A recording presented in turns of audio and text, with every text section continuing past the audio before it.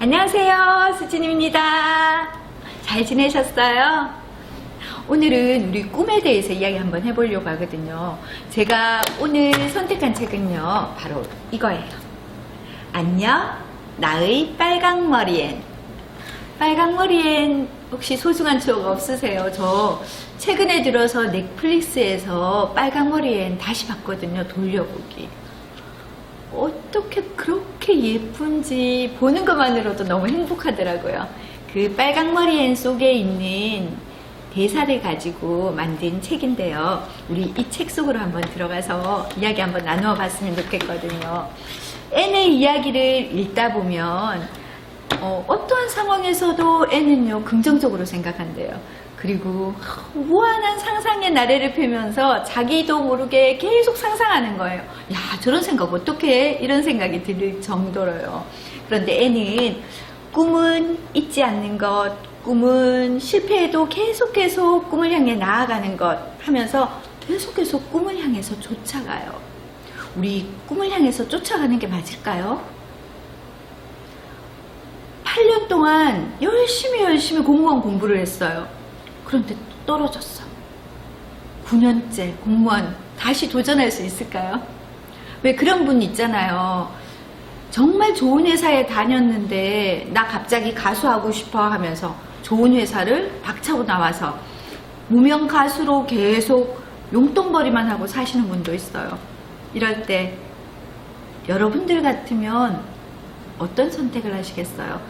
우리 흔히들 꿈을 이루기 위해서는 열정적이어야 한다라는 그런 말 많이 들어보셨죠? 열정. 정말 꿈을 쫓기 위해서 막 달려가는 불타는 열정만 열정일까요? 저는 오늘 여러분들과 함께 지속적이고 꾸준하고 끈기 있게 해내는 것도 열정이라는 생각을 하면서 이야기 나눠보고 싶거든요.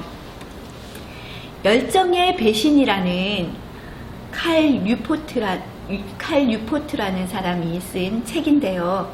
청년의 63%가 자기의 직업에 매우 불만족하다고 말하고 있어요.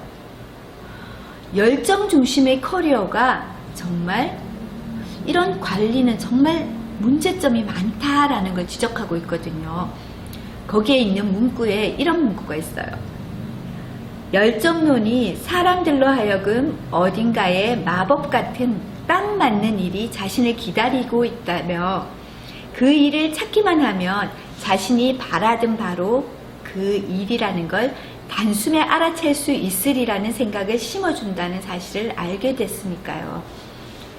여기서 문제는 이런 확신을 실현하는데 실패할 경우 만성적인 이직이나 자신에 대한 회의감 등의 부작용이 따른다는 것입니다. 라고 이 책에 쓰여져 있어요.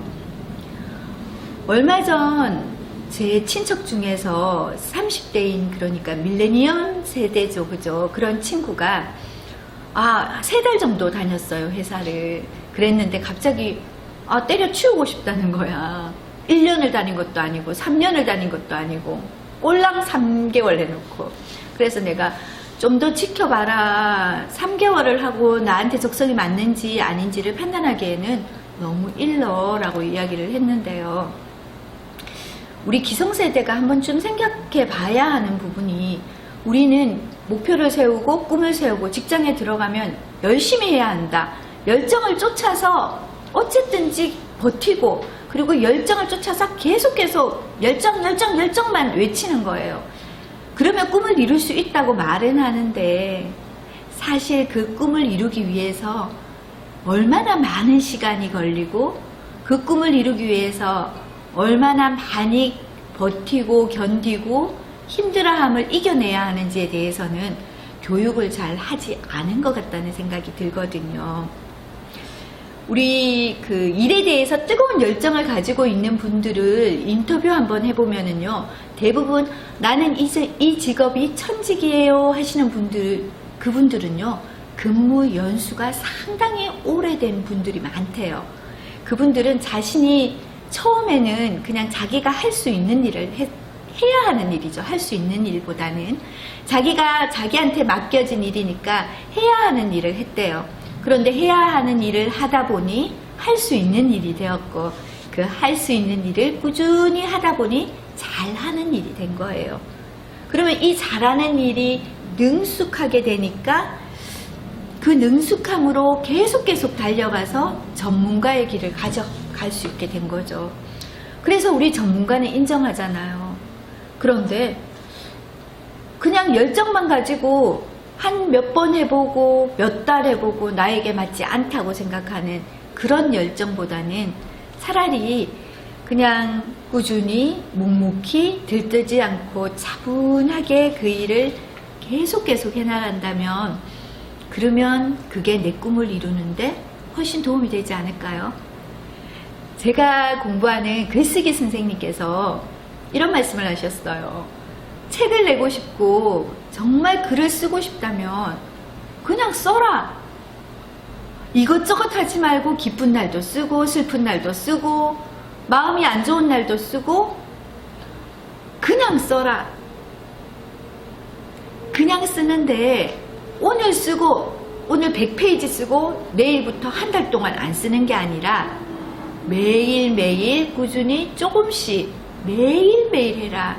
그렇게만 하면 금방 네가 원하는 책 한 권은 나올 수 있다고 말씀하셨거든요.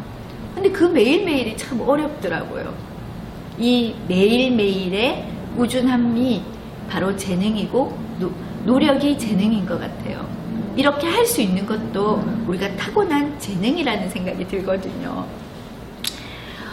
이 책에 나오는 앤처럼 앤도 학교 선생님이 되었잖아요. 결국은요. 그런데 이 학교 선생님이 되기 위해서 처음에는 앤이 할 수 있을 거라는 생각을 하나도 못했어요.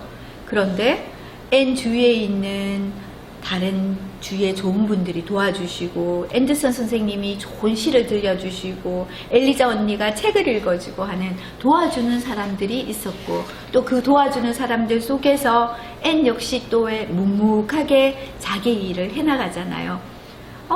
처음에는요, 초보 교사를 하면서 실수도 되게 많이 했잖아요. 그런데 그 일상 속에서 실수를 하더라도 묵묵히 가는 자기의 생활을 해나가면서 전문가 선생님이 될 수 있었잖아요. 앤도 골목 식당에 보면 그런 사람들 되게 많이 나와서 백종원 선생님한테 엄청 야단 많이 맞잖아요.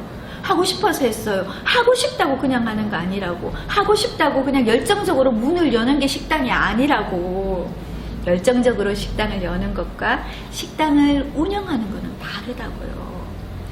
우리가 식당을 열어서 경영난을 겪고 또 주위에 사람들이 오지 않아도 어찌거나 간에 음식을 만들어서 손님들에게 팔 걸 준비해 놓아야 하잖아요. 아침 일찍 일어나서.